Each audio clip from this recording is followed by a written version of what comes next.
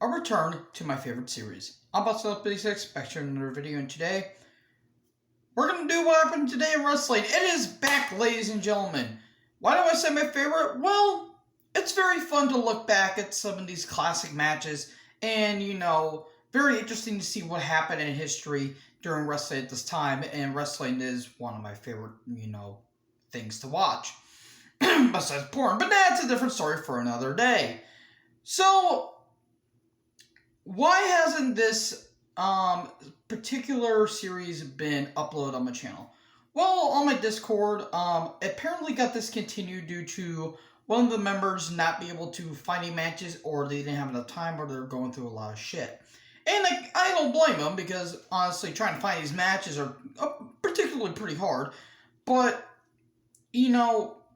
it's been laid off for, I think, about a couple of months, and I was a little bit disappointed, but I'm like, hey, you know what? They'll come back, and we'll get some new matches, and boy, oh boy, we got some stinkers. Not stinkers. We got some classics here, folks. Also, I haven't been reviewing or uploading or, doing any, reviews for SmackDown, Raw, NXT, AEW Dynamite. That's because I've been working a lot lately. Yesterday, I was planning to make a video, but I just took my day off and just kind of, relaxed. Or I was just being lazy. You pick. But anyways, I will review SmackDown. Probably tomorrow. I'll have to do it via highlights because I don't have DVR and I don't have anything, a VCR or whatever the hell it's called. I don't have that, saved up. I don't have the network. I don't have the network on the cock, pal. It's on the Peacock, pal. I don't have that. So I'm just going to do it via highlights. I will be doing my Money in the Bank 2021 predictions as well. And I'm going to be off work on Monday and Tuesday. So expect to have a Raw and an NXT review up soon. So, with that out of the way, let's get into these matches now, shall we? I'm not going to go in depth into these, but I have seen some of these matches. So, we're going to start off, go all the way back to 1990. And we're going to do the Ultimate Warrior versus Rick Rude for the WWF title. I think this is kind of a prelude to their SummerSlam Steel Cage match, which sucked because it's Warrior. And God bless Rick Rude. God bless. May he rest in peace. But this was probably not a good match. But I did see this match. This is actually kind of an uncut, gem. This is kind of a forgotten classic, in my opinion. Mr. Perfect versus Tito Santana from Chico Santana. I'm never gonna forget that, from Chico Santana, California. I think that's how it goes. I kind of messed up on Jesse Ventura because it's Jesse Ventura. It's for the IC title. This was a Saturday Night's Main Event taping. The only complaint I have about this match is that it has a few too many kickouts from Perfect, but it did get the crowd hyped up. I did see this match. I loved it. I loved the match. Go to 1994, Shane the Franchise Douglas versus Sabu for the ECW title, and Public Enemy versus the Funk Brothers. I'm pretty sure it was probably Terry. I don't want to say Haas Funk because that was Terry's name in WWE for some reason. Back in like 85 and 86 and all that shit. I want to say Dory, but at the same time, it was probably Dory Funk Jr., because I think Dory Funk Sr., I think, was retired at this point. It was actually kind of cool to see Dory Funk Sr. show up in an AEW event a few months ago. So, good to see he's in good condition and him and his wife are happy. This was a no-rope barbed wire tag team match. This is Heatwave 94. That's probably a bloody match I might have to check out. Here we go to 1995.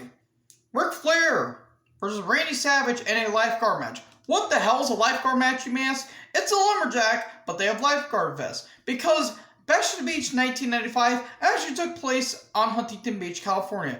I am not kidding. There was so much sand near the goddamn ring and in the ring that I'm surprised nobody burned from having not a lot of SPF.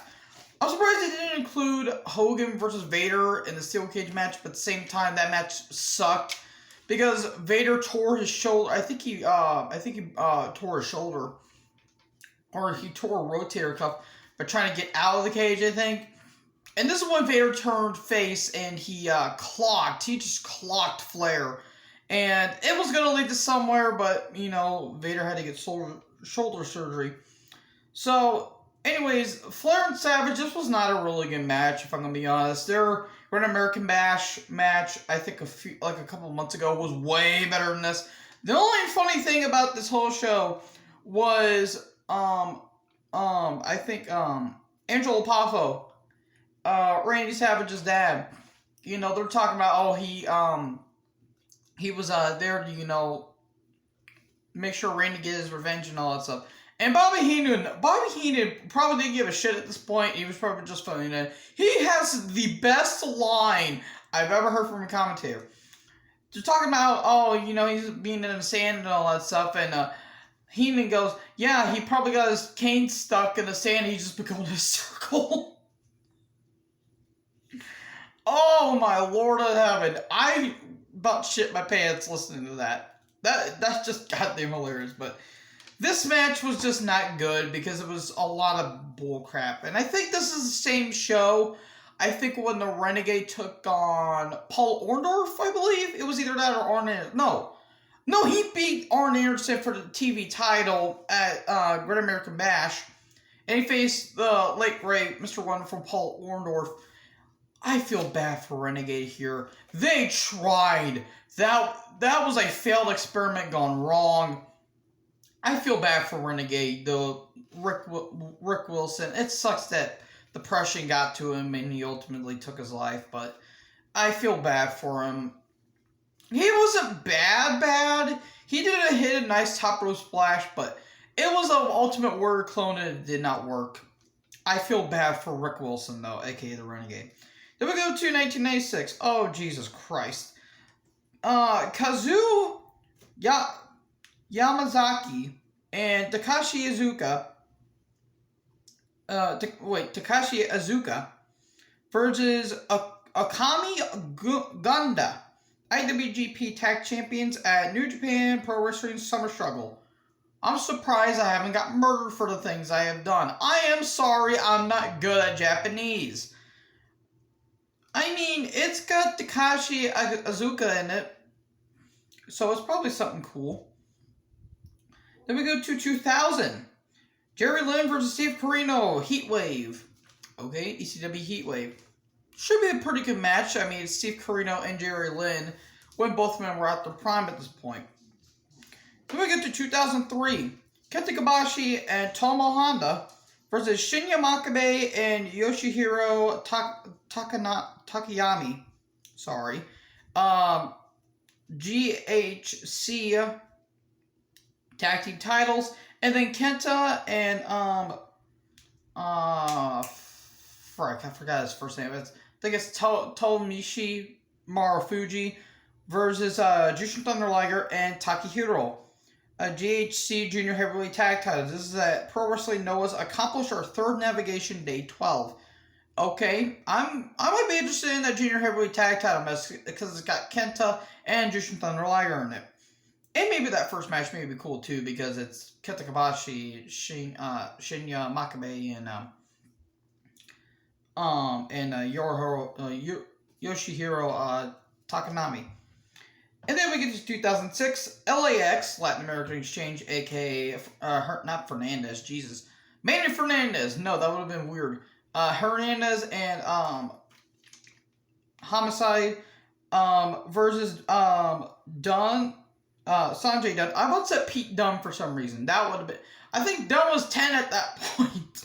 But anyways, Sanjay Dutt and Ron Killings, Victory Road, 2006. I'm surprised he didn't put the main event here because I thought the main event was pretty good. It was Christian Cage versus Samoa Joe versus Sting versus Scott Steiner, and whoever won got to face Jeff Jarrett for the NWA title. Which, the lead up to that match was really cool. A little bit sloppy in my opinion. I haven't seen this particular match, but I'm hoping it's pretty good.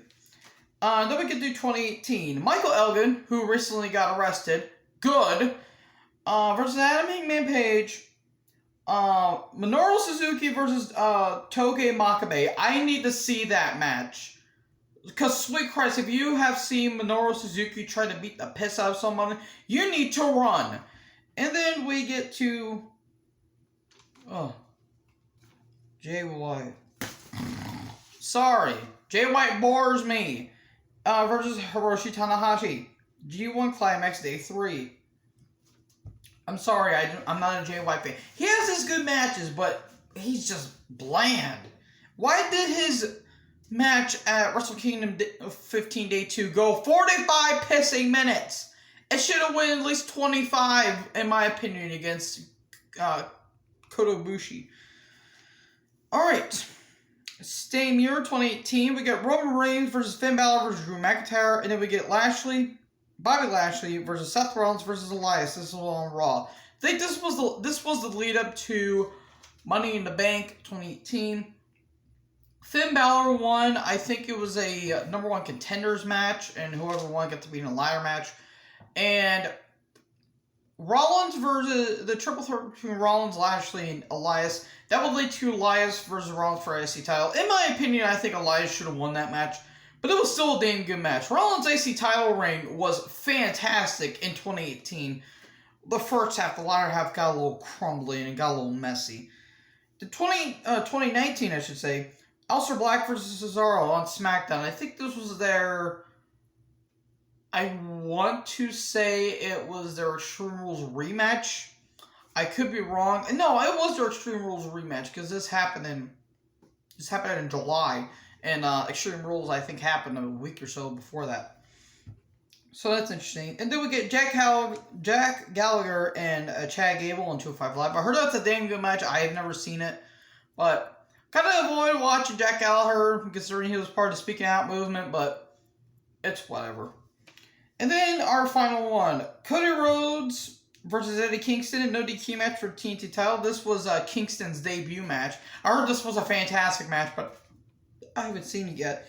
Then we get, excuse me, I got the hiccups. We get the Young Bucks versus the Butcher and the Blade in a Falls Count Anywhere match. I think I've seen this match. I meant to go back and watch it, but I do remember quite enjoying the match for how goofy it was. But anyways, wrestlers born today. Lashley, the WWE Champion, he's 45. Excalibur is 41. I'm surprised. I thought he was a bit younger. I thought he was in his late 30s. I didn't know he was 41. Wrestlers up past, oh man, this one kind of hurts a little bit. Miguel Perez Sr., who was born in 1937 to 2005. This one does hurt. Terry Gordy, 1961 through 2001. That one hurts. Passed away from us way too soon. He died kind of young. It's really sad. Terry Gordy and Dr. Dusty Williams, the Miracle Violence Connection. One of the best tag teams in Japan, and one of the most underrated tag teams in history, in my opinion. I mean, they had a killer match against the Steiner Brothers at Beach Blast 92, but it sucks it went to a time limit. But yeah, that's all I gotta say about this one, folks. I'm gonna have to listen to those 4 albums that, if you've seen my Random Album reviews, you should go watch. I need to listen to those and then do some more wrestling content, a lot more wrestling content. So, yeah, that's all I gotta say. Thank you guys for watching this video. Did you guys find this interesting or not? Let me know down in the comment section below. Make sure to like, comment, subscribe, tap up for more notifications. Join the herd. I'll talk to you guys next video. Peace out.